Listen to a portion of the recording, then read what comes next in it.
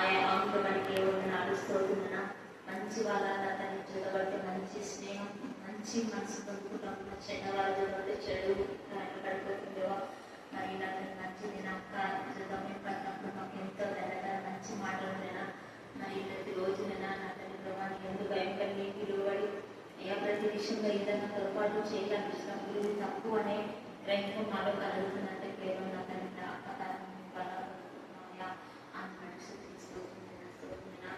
అయా మరి నా తండ్రి మా వీధిలో మా గ్రామంలో మరి అక్కవాలని మాకు ఎంతో సంతోషించాలని తీసుకుంటున్నాం. మరి నాటిన నా తండ్రి నడిపించే వారు ప్రోత్సహించే వారు ఎంతమంది నా తండ్రి అయ్యా మీరు అలాంటి మాట్లాడి ఎవరైతే ప్రార్థన చేస్తున్నాం మీరు వీధిలో కొంటే ఎంతో లేగలుగుతాం వారికి దయచేపించిన మా గ్రామాన్ని కాపాడు మా సంఘాన్ని కాపాడయా మేమందరం ఎక్కువ సంఘాన్ని ఆశీర్వదించండి. నిజమైన క్రైస్తవులను జీవించడానికి సహాయం చేయన అయా నమ్మకాలమైన క్రైస్తవం మరో తీసి ఆచారబద్ధం తీసి ఆజ్ఞతను అయా మీ ఆజ్ఞలు అనుసరించి వారిని దీవించమని ప్రార్థన చేస్తుందా. మరి ఏ విధంగా అవసరం కోరి మరి వస్తున్నారో వారందరినీ జ్ఞాపకం చేసుకుని వారందరినీ అవసరాలు తీర్చిన మరి నా వాళ్ళ లోటు తీర్చి వారి ఎవరికి తీసుకుంటున్నా ఎక్కడ నా తల్లి మరి అలాంటి ప్రవర్తన ఆమె మాటకి ఆమె ప్రేమించే ఆమె కల్పింపు ఎంత గొప్పది ప్రభావ అలాంటి హృదయం మేము కూడా కలిగి ఉంటాము. సహాయం చేతండి నేను మీకు స్తోత్రం మేము ఎంత రోజు వచ్చినప్పటికీ మేము ఏదైనా తప్పు చేసినది తప్పు అని యథార్థంగా కల్పించే రకమైన ఆ బుద్ధిని మట్టిని వికాసుకుని సోదయ మాకు కూడా దయచేయమని ప్రార్థన చేస్తున్నాం తండ్రి. అయ్యా మరి తప్పు మరి ఉన్న వాళ్ళు తప్పు చేసినా అది వాళ్ళు మంచోళ్ళంటూ లేని వాళ్ళు తప్పు చేసిన వాళ్ళు చెడ్డోళ్ళను మరి పేదవాళ్ళు కదా వాళ్ళని చెడ్డోళ్ళ కాకుండా ఏ మాత్రం పక్షవాతం లేకుండా ఉన్నట్టుగా యథార్థమైన మాటలు మాట్లాడటం దేవుడి మా సమాధానం గురించి మనం ప్రార్థన చేస్తుంది. అయ్యా చేస్తుంది నా తండ్రి మీద దేవాలయం మరి చిన్న వయసులో పరిచయం చేసిన ఇద్దరు తల్లిరాలు దేవా మరి నా ఆత్మీయ అక్క దగ్గర ఉండడం పరిచయం ఉండడం చేయడం కానీ ఎంతో గొప్ప మంచిగా ఆశీర్వాదం తీసుకుంటున్నా ఆవిడ నన్ను చదివి మంచి భవిష్యత్తు సహాయం చేయండి. ఆయనకి ఎంతమంది కూడా అందరూ నా దగ్గరకు వచ్చి పరిచయంలో పాల్గొన్న వారందరికీ వారి మంచి అభివృద్ధిలో కూర్చోవడానికి సహాయం చేయదు ఆత్మలో అభివృద్ధి కావాలి అట్లా ఆశీర్వాదం దయచేసి ప్రారంభిస్తుంది. అలా ఈ రోజు నా తల్లి సోమవారం అందరూ మరి ఎంతమంది రానుకున్నారో వారందరూ జ్ఞాపకం చేసుకుంటున్నా వారందరూ నా తల్లి ఏ అవసరం గురి సోమవారం అక్క దగ్గర మరి నా తల్లి అక్కడ ప్రార్థన చేయించుకోవాలని ఎంతమంది ఆశీర్వాదానికి ఇస్తుంటున్నా నేను పాటలు పాడటం ప్రార్థన చేయడం వాక్యంతో కూతురు సంతరించండి. అలా మరి రాత్రులు నన్ను నిద్ర పట్టకుండా మరి ఎన్ని మాటలు ప్రార్థన చేస్తుందో దేవ మాకు తెలియదేవా మాకు వస్తుందా. అలా నేను కూడా ఇతరులకు అలాంటి మనసు కలిగి ఇతరులను ప్రేమిస్తూ ఇతరుల కోసం మరి ప్రార్థన చేసేవారుగా మనం కూడా జీవించాలన్నా ఆ విధంగా మేము ఉండాలని మాకు పదే పదే చెప్తున్నా విధానం బోధన బట్టి ఉండాలి. నిజమైన బోధన బట్టి మనం ఆశీర్వదిస్తున్నా నేను కూడా నిజమైన బోధ చెప్పడానికి సాధించాలి. ఇక్కడ మాట్లాడక చెప్పక నేను నిజాయితీ ఉండటకు సహాయించాలని మరి తగ్గించుకుని గమనిస్తుంది. ఈ ప్రాంతంలో ఏమైనా తప్పుతో దర్శించమని నజరేయుడైన దయచేసి ప్రార్థించాలి. ఆమేన్. ప్రకటన గ్రంథము 16వ అధ్యాయము 4-7 వచనాలు చదువుతుంది. మూడవ దూత తన ప్రాంతంలో నదులలోను జలధారులలోనూ కుమ్మరింపగా అవి రక్తమాయను. అప్పుడు వర్తమాన భూతకాలంలో ఉండు పవిత్రుల పరిశుద్ధుల రక్తమును ప్రవక్తల రక్తమును వారు కాల్చునందును తీర్పు తీర్చు వారికి రక్త త్రాగునించుత్రి.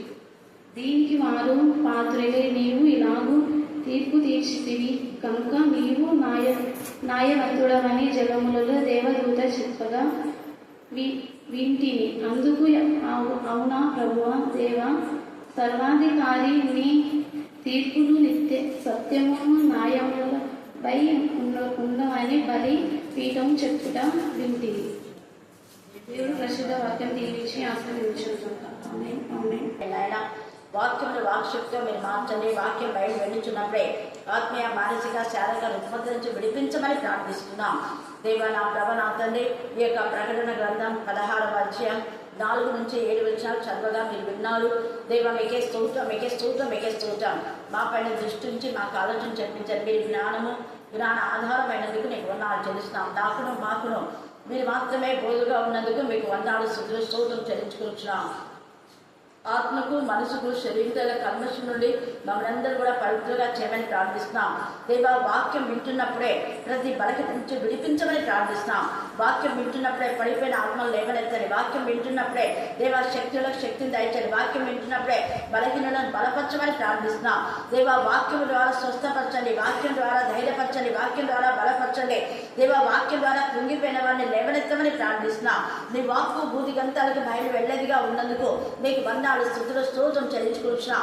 నమ్మదగిన దేవుడు, చాలనంత దేవుడు, మాట ఇచ్చి నెరవేర్చే దేవుడు. దేవా వాగ్దానం ఎన్ని అయినను అన్ని ఉన్నవన్నట్టుగా ఉన్నందుకు వందనాలు స్తుతులు స్తోత్రం చెల్లించుకుంటున్నాం. మీ సెలవైపు నిదానించి చూసిన ప్రభా ప్రతి బిడ్డ స్వస్థత పొందులాగున మీకు దాయిచ్చండి తండ్రి.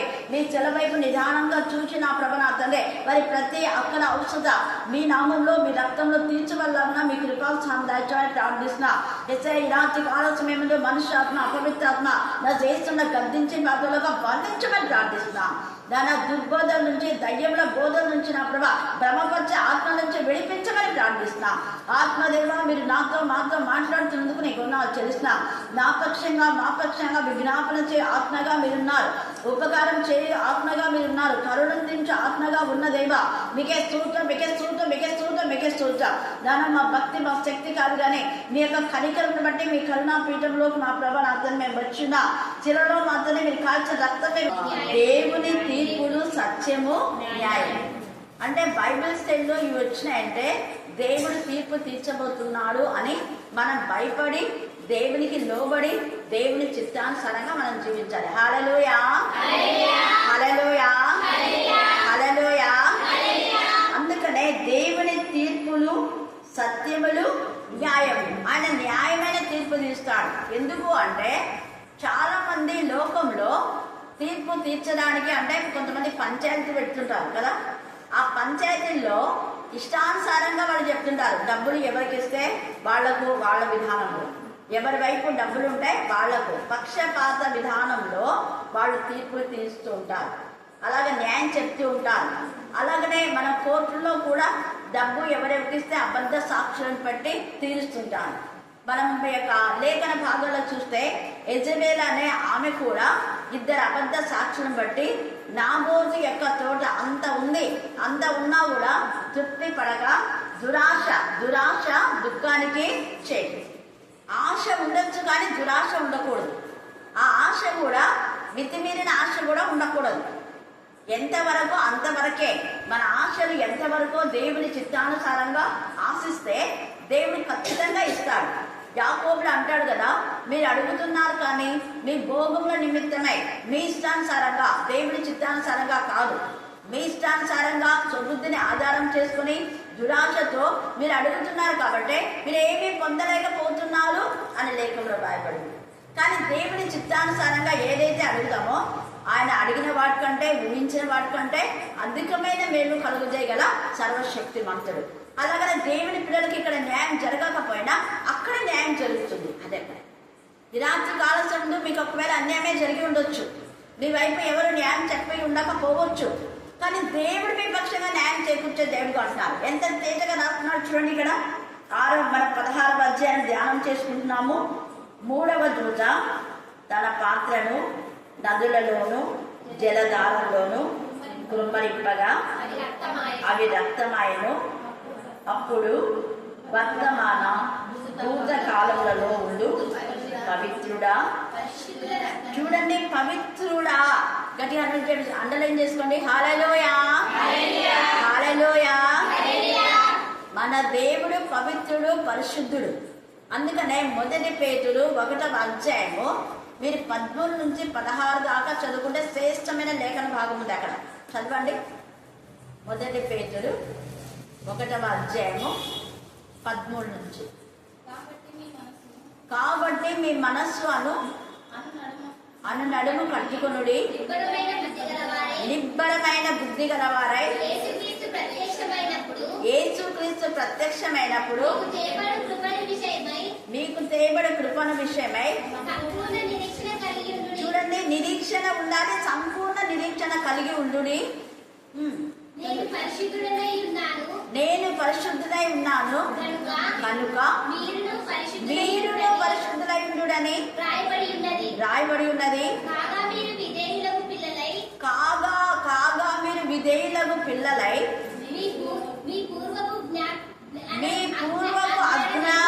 పూర్వమంది మీరు ఎలా ఉన్నారు? అజ్ఞానంలో ఉన్నారు. పూర్వమంది చీకట్లో ఉన్నారు. పూర్వమంది దేవునికి విరోధులుగా ఉన్నారు. ఒకప్పుడు దేవునికి విరోధులుగా ఉన్నా ఇప్పుడు దేవునికి సన్నిహితులుగా ఉండాలి. అదే కదా దేవుని బిడ్డలకు ఎవరు విరోధులు అంటే చీకటి సంబంధులు. వెలుగు సంబంధులకు చీకటి సంబంధులు విరోధులు. మంచివారికి చెడ్డవారు విరోధులు. దేవుని సంబంధులకు సర్ప సంతతి విరోధులు. దేవుని సంబంధులైతే దేవుని సంబంధులే వాళ్ళను ఇష్టపడతారు. హల్లెలూయా, హల్లెలూయా, హల్లెలూయా. లోక సంబంధులతో సహవాసం చేస్తున్నారు అంటే, సాంగత్యం చేస్తున్నారంటే వాళ్ళు దేవుని సంబంధులు కాదు. దేవుని సంబంధులు లోక సంబంధులతో ఒకవేళ సహవాసం చేస్తే వాళ్ళకు వాక్యం చెప్పి బుద్ధి చెప్పి వాళ్ళని సరిదిద్దుతారు. యేసయ్య కూడా సమరయ స్త్రీ ఆమె పాపము కుండ విడిచిన తర్వాతనే యేసు ప్రభుతో పాటు పరిచర్యలో పాల్గొంది కదా. జక్కయ్య కూడా కిందికి దిగుము అంటే ఆయన గర్వాన్ని అహంకారాన్ని దించుకొని విధేయత కలిగి తను గతంలో చేసినవన్నీ 4 గంటలు చెల్లించి అప్పుడు ప్రభుతో పార్టిసిపేట్ చేసినాడు. నేడు నీ ఇంటికి రక్షణ వచ్చింది. ఎప్పుడు వచ్చింది? పాపాన్ని వదిలిన తర్వాత, అక్రమం వదిలిన తర్వాత, దేవునికి విరోధమైనవి ఏమేమి చేశాడో వాటన్నిటిని వదిలిన తర్వాత ఆయన ఇంటిలో రక్షణ వచ్చింది. రక్షణ అంటే దేవునికి విరోధమైన వాటిని విడిచిపెట్టడమే. రక్షణ అంటే పరిశుద్ధతలోకి రావడమే. రక్షణ అంటే క్రీస్తు నామమును ధరించడమే. రక్షణ అంటే క్రీస్తు రక్తంలో కడగబడమే. అంతేగాని నీటిలో ముంచడం తీసుకుంటే రక్షణ రాదు. అందుకే ఈ రాత్రి కాల సమయమందు పరిశుద్ధైన దేవుడు న్యాయవంతుడు కాబట్టి ఇక్కడ ఆయన పవిత్రుడు అంటున్నాడు. ఆయన పవిత్రుడై ఉండలాగా మనం కూడా పవిత్రులుగా ఉండాలి. ఒకటి. రెండవది, ఈ పవిత్రులుగా మనం ఉన్నప్పుడు, మనం పరిశుద్ధులుగా చేయబడినప్పుడు, పరిశుద్ధులైన మనల్ని ఎవరైనా బాధ పెట్టి మన రక్తం మరిగిపోయిన రక్తం బాగా కారేలా చాలా మంది కొట్టడము, తిట్టడము, బాధ పెట్టడం చేస్తుంటారు కదా. మన గుండె నలిగిపోయేలా చేస్తుంటారు. అలాగా నలిగిపోయేలా చేసినప్పుడు చూడండి, పరిశుద్ధుల రక్తమును ప్రవక్తల రక్తమును వారు కార్చినందుకు తీర్పు తీర్చి వారికి రక్తము తాగనిచ్చితివి. ఎంత అర్థం ఉంది చూడండి. ఇక్కడ వాళ్ళు పరిశుద్ధుల రక్తమును తాగారు, అందుకే వాళ్ళకు రక్తమే తాగనిస్తున్నారు దేవా. ఇప్పుడు వాళ్ళకు నీళ్లు లేవు. నీళ్ళ జలముల పైన ఈ యొక్క దేవదూత వచ్చి, 3వ దూత వచ్చి జలముల పైన పాత్రను కృమ్మరించగా జలధారలన్నీ కూడా ఏమైపోయినాయంట? రక్తమైపోయింది. మొత్తం ప్రపంచమంతా రక్తమైపోయింది. జలధారలంతా ఎక్కడ కూడా లేవు, కానీ దేవుని పిల్లలకు మాత్రం స్వచ్ఛమైనది ఉంటుంది. జలధారలన్నీ రక్తమైపోయినా దేవుని పిల్లలకు అంటే అప్పటికి అంతా కూడా పరిశుద్ధులు కొనిపోబడి ఉంటారు. హల్లెలూయా, హల్లెలూయా, హల్లెలూయా. ఎవరైనా మిగిలిన శేషిత జనాంగం ఉంటే కూడా వాళ్ళకు మంచినీళ్ళే ఉంటాయి, కానీ రక్తం కాదు వాళ్ళ నీళ్ళు. ఎందుకు అంటే మనం నిర్గమ కాండంలో మోషే కూడా ఆ విధానంలో 10 తెగుళ్లను 10 విధానంలో దేవుడు అద్భుతాలు ఆశ్చర్యాలు ఫరోకు చూపించినప్పుడు ఆ రక్తము నీళ్లుగా చేస్తాడు మోషే. రక్తం నీళ్లుగా చేసినప్పుడు ఆ యొక్క ఫరో వాళ్ళ ఇంటి వాళ్ళందరూ కూడా ఎంతగా గగ్గోలు పెట్టేస్తారు. తీరా వాళ్ళ దేవత దగ్గర ఉన్నటువంటి ఆ కాలేజీ నుండి నీళ్లు తీసుకొని తాగుదాం లేదనుకుంటే దేవత నోటి నుంచి కూడా రక్తం వచ్చేస్తుంది. అలాగా వాళ్ళ యొక్క జ్యేష్ఠ కుమారుడు కూడా చనిపోతాడు. అంత రక్తం అయిపోతుంది. కారణం ఇశ్రాయేలు ప్రజలు బాధ పెట్టినందుకు ఆ యొక్క ఫరో యొక్క వాళ్ళందరూ కూడా ఎంత బాధను వాళ్ళు గురేది. ఏ కొలత కొలుస్తామో అదే కొలత ఇంకా ఎక్కువ కొలుస్తాడు దేవుడు. మనం మంచి చేస్తే మంచి 100 మంచిని మనకు పంట వస్తుంది. మనం చెడు చేస్తే చెడు 100 చెడు అయిపోతుంది. అందుకని ఇక్కడ పరిశుద్ధుల రక్తం కార్చినావు కాబట్టి వాళ్ళకు రక్తం తాగడానికి నీళ్ళు లేవు, ఎక్కడ లేవు. అంతటి మొత్తం రక్తం అయిపోయింది.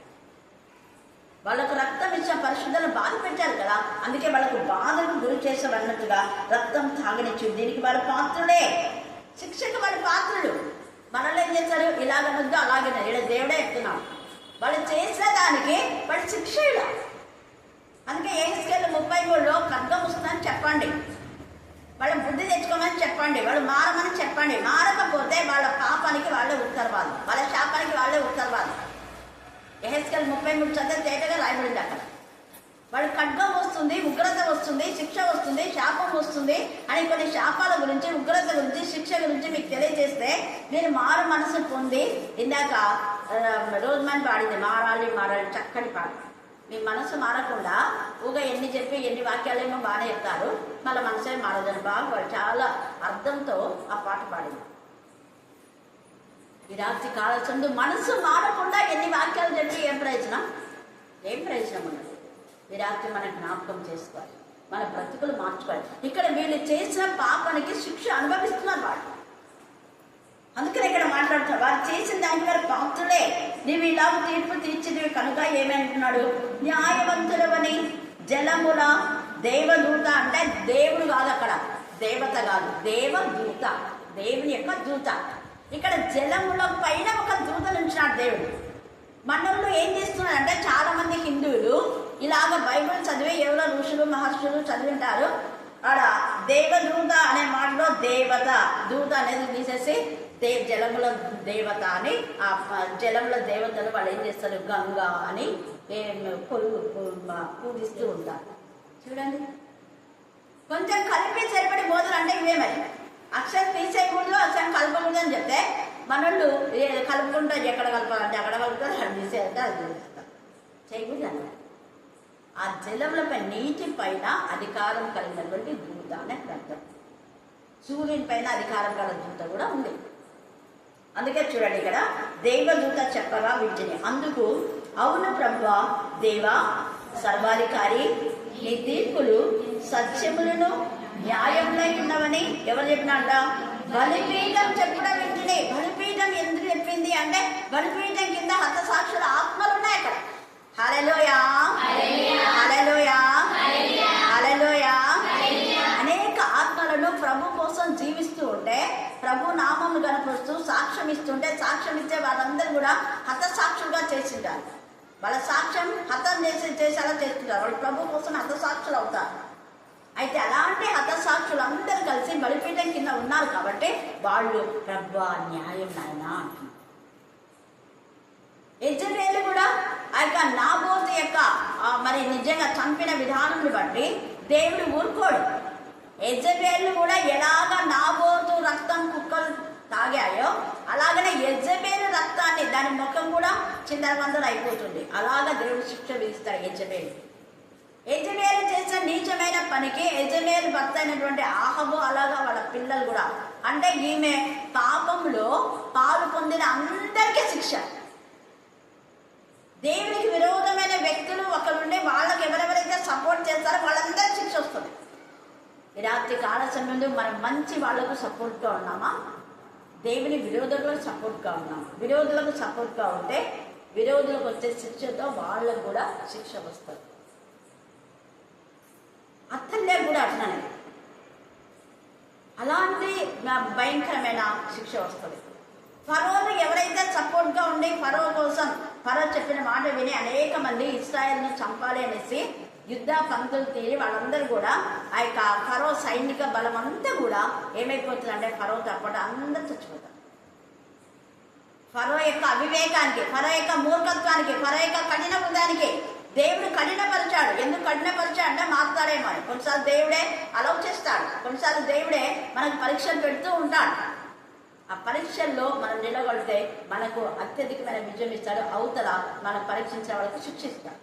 హల్లెలూయా, హల్లెలూయా, హల్లెలూయా, హల్లెలూయా. మనల్ని ఎవరైతే శోధనకు గురి చేసింటారో, బాధకు గురి చేసింటారో వాళ్ళకి శిక్షిస్తారు. అలాగే జరిగింది. తర్వాత మనం చూస్తే అబ్షాలోము కూడా దావీదును చంపాలనుకున్నాడు, కానీ ఎవరు చచ్చిపోయాడు? అబ్షాలోము. అందం మోసకరం సౌందర్య మర్రి ఊడలకు అతను అనుకోలే.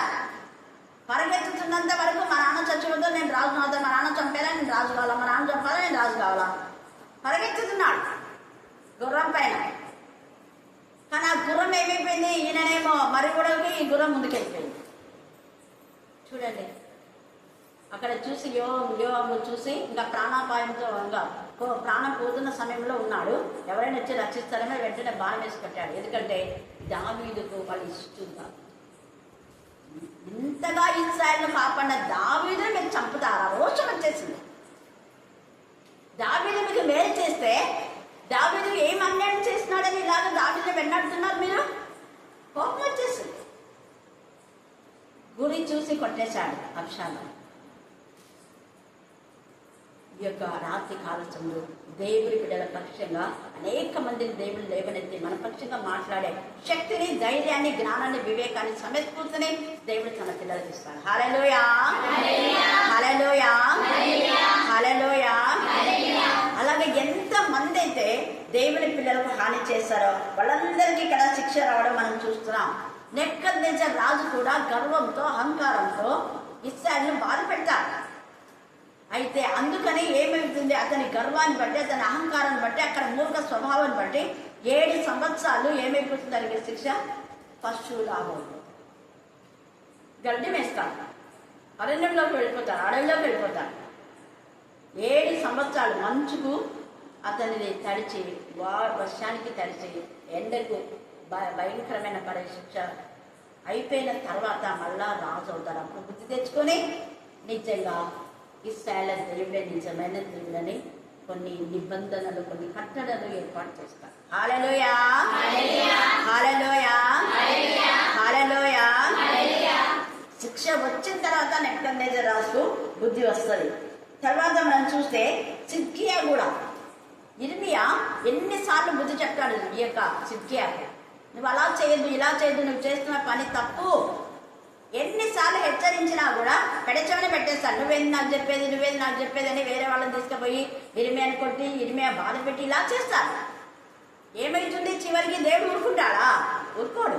తగిన శిక్ష సిద్కియాకు వస్తుంది. ఇర్మియాని 1 నిమిషం బాధ పెడితే యుగ యుగాలు బాధపడే పరిస్థితి సిద్కియాకు వస్తుంది.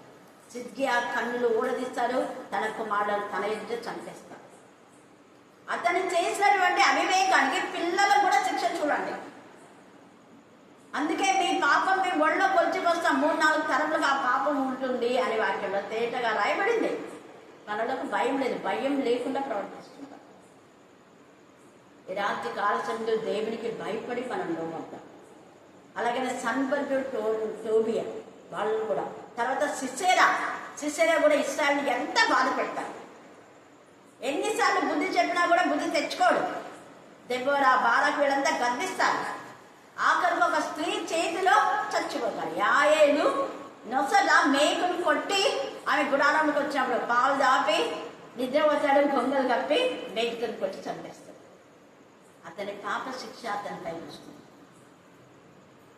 ఈ రాత్రి కాల సమయంలో శిక్ష ఎంత భయంకరంగా ఉంటుంది. దేవుడు వదిలిపెట్టాడు, కానీ మనం చేసిన మంచి మనతో కూడా ఉంది.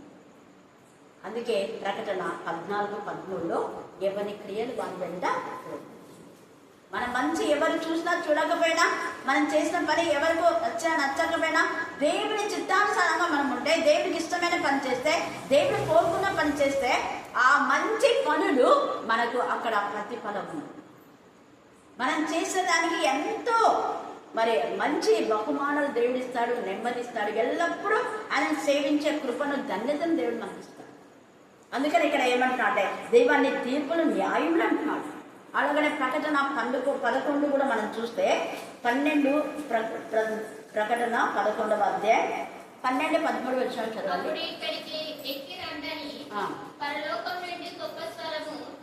తమతో చెప్పుట వారు విని మేఘారులై పరలోకమునకు ఆరోహణమైరి. ఇక్కడ వీళ్ళు చెప్పిన దానికి వీళ్ళు ఏం చేస్తారంటే, మమ్మల్ని ఇలా చెప్తారా, అలా చెప్తారా, 2 సాక్షులను దేవుడు పంపిస్తారు. ఇది చివరి సువర్తమానం. 2 సాక్షులను పంపించి వారి యొక్క పాపాలను, వారు చేసే దేవుడికి విరోధమైన పనులు ఇవి మంచి కాదు, మీరు ఇలా చేయొద్దండి, ఇలా చేయొద్దండి అని చెప్తే, మమ్మల్ని ఇలా అంటావా, అలా అంటావా, మా తప్పులను ఎత్తి పెడతావా, మా పాపమంతా బయట పెడతారా అని 2 సాక్షులను రాళ్ళతో కొట్టి చంపేస్తారు.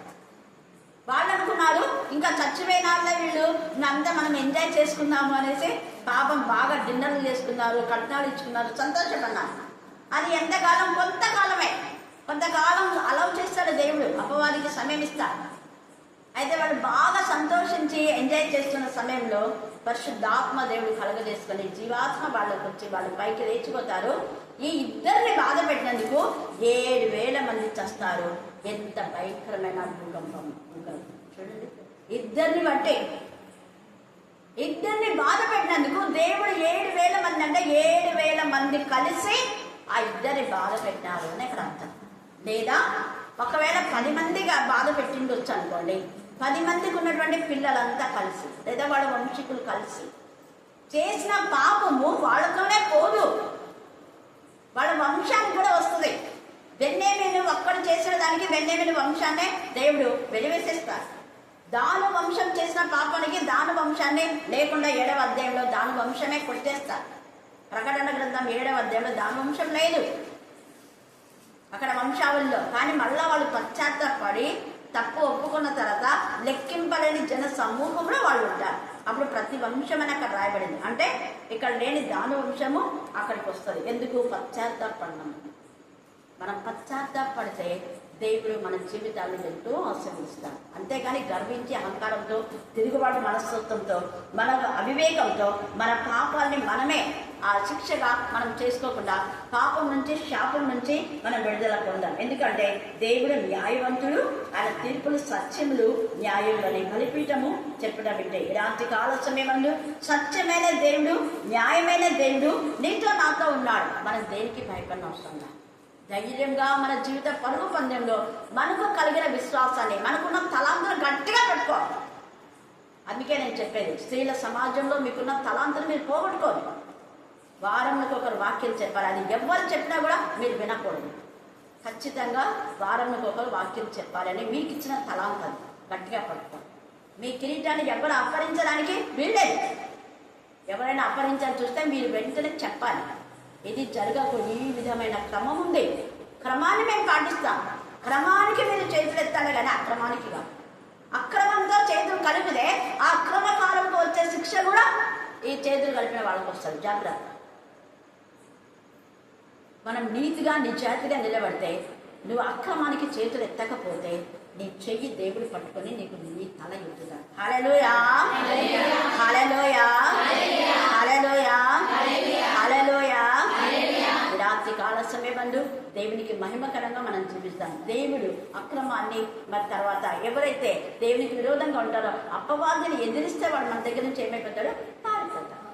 ఎదిరించే జీవితం మనం నేర్చుకోవాలి. వాడితో పోరాడే జీవితం మనం నేర్చుకోవాలి. ఎదిరించకపోతే వాడు ఇంకా మొత్తం సంఘాన్ని పాడు చేసే విధానంలో కుటుంబాలను పాడు, సమాజాన్ని పాడు చేస్తారు. కాబట్టి ఈ విషయంలో మనం దేవునికి లోబడి ఉందాం. దేవుడు ఈ లేఖన భాగాన్ని దీవించి ఆశీర్వదించుగాక. ఆమేన్, ఆమేన్, ఆమేన్. మమ్మల్ని మిగిలిగా ప్రేమించిన మా ప్రియ పరలోకపు తండ్రి, నిఘనమైన శ్రేష్టమైన ఉన్నతనామను బట్టి స్తుతి స్తోత్రాలు చెల్లించుకుంటున్నానయ్యా. ఎన్నిక లేని మమ్మల్ని, దీనులైన మమ్మల్ని నీ కృప చేత, నీ ప్రేమ చేత నా తండ్రి పౌరులంతా పనిపాట్లో తోడుగా ఉన్న తండ్రి, మరి నేటి సోమవారం వరకు, సోమవారం వరకు కృపలో మమ్మల్ని వారం అంతా జ్ఞాపకం చేసుకునే విధానం బట్టి నీకు లెక్కలేని కోట్లాది మంది చెల్లించుకుంటున్నామయ్యా. మరి ఈ దినము ఈ గడిగా చూడలేక ఎంతమంది మట్టికి మండినారయ్యా. మేము సజీవులుగా ఉన్నామంటే కేవలం నీ కృప, నీ దయ, నీ కనికరం మా పైన ఉంచినందుకు మేము ఈ లోకంలో జీవిస్తున్నాం తండ్రి. మరి కనికరించండి, కనికరించండి, కనికరించండి నాన్న. నిన్ను వేరు చేసుకొని నీ లోకంలో ఏం జీవించలేము తండ్రి. అనుదినము అనుక్షణము నా తండ్రి నీ నీతిని, నీ రాజ్యాన్ని మన చెబుదలు మనం జ్ఞాపకం చేసుకొని మొదట నీకు ప్రదర్శనాన్ని చెబుదలుగా మాకు జ్ఞానాన్ని దయచేయండి. దేవునికి స్తోత్రం, నీకే స్తోత్రములు తండ్రి. నీ ఎందు విశ్వాసం కలిగి, నీ ఎందు నిబ్రం కలిగి నా తండ్రి, నీ ఎందు భయభక్తులు కలిగి నా తండ్రి యథార్థమైన జీవితం సత్యమే మాట్లాడటకు నా తండ్రి జ్ఞానాన్ని దయచేయండి. దేవానికి స్తుతి స్తోత్రాలు వందనాలు చెల్లించుకుంటున్నామయ్యా. మరి పాడిన గనపరచవు నా తండ్రి. మరి ఆత్మీయతలు ఇంతవరకు నా తండ్రి నా ప్రభ నేరుగా చీటిగా మారుదేయాలకే ఆ వాక్యం అయితే అవసరమో నా తండ్రి. ఈ శరీర ఆహారం కన్నా తండ్రి ఆత్మీయ ఆహారం అనేది మారుదేవులో పంచిపెట్టిన విధానం బట్టి నీకు లెక్కలేని కోట్లాది వందనాలు చెల్లించుకుంటున్నామయ్యా. మరి ఏమి ఇచ్చిందని మేము నీ రుణం తీర్చుకోలేని వారం తండ్రి. నీకే స్తోత్రం, నీకే స్తోత్రాలు వందనాలు చెల్లించుకుంటున్నామయ్యా. ఇటువంటి ధన్యత మాకు దయచేసినందుకు నీ కోట్ల కథలు వందనాలు చెల్లించుకుంటున్నాం తండ్రి. నీకే స్తోత్రం, నీకే స్తోత్రం తండ్రి. నశించిన ఆత్మల కొరకు నా తండ్రి వెతికి రక్షించడానికి నా తండ్రి నా ప్రభా లోకంలో నువ్వు ఉన్నావు తండ్రి. లోకంలో అక్కడ పంపించినవయ్యా. నీకే స్తోత్రం, నీకే స్తోత్రాలు వందనాలు చెల్లించుకుంటున్నామయ్యా. మరి ఏ ఆత్మ నీకు నశించడానికి ఇష్టం లేకనో నా తండ్రి నా ప్రభును మా కోసమే నా తండ్రి ఎంతగానో నా తండ్రి మరి తెంచి త్యాగం చేసిన దేవానికి స్తోత్రములు. మరి నా తండ్రి ఆత్మీయ కలిగిన మా కోసం నా తండ్రి మధ్యలో ఏర్పాటు చేసిన విధానం బట్టి నీ కలిగిన కోట్లాది వందనాలు చెల్లించుకుంటున్నామయ్యా. మరి నా తండ్రి ఎందుకొరకు నా తండ్రి సైతాను శోధిస్తున్న దీవించండి, ఆశీర్వదించండి దేవానికి స్తోత్రాలు వందనాలు చెల్లించుకుంటున్నాం. రాలేక వెనుకపడిచిన పిల్లలు మరొక కారు నడిపించిన భాగ్యం దయచేయండి. నీకే స్తోత్రం, నీకే స్తోత్రాలు వందనాలు చెల్లించుకుంటున్నామయ్యా. మరి ఇంకా నా పీఠంలో జరిగే ప్రతి ప్రార్థన ధూపబలిని సన్నిధికి చేర్చుకోండి తండ్రి. నీకే స్తోత్రం, నీకే స్తోత్రం, నీకే స్తోత్రం అయ్యా. ఈ స్థలం ముందు చేయబడే ప్రతి ప్రార్థన నా తండ్రి నా కనిపిస్తున్న దేవానికి స్తోత్రం, నీకే స్తోత్రాలు వందనాలు చెల్లించుకుంటున్నామయ్యా. మరి జ్ఞాపకం చేసుకొని బిడ్డలను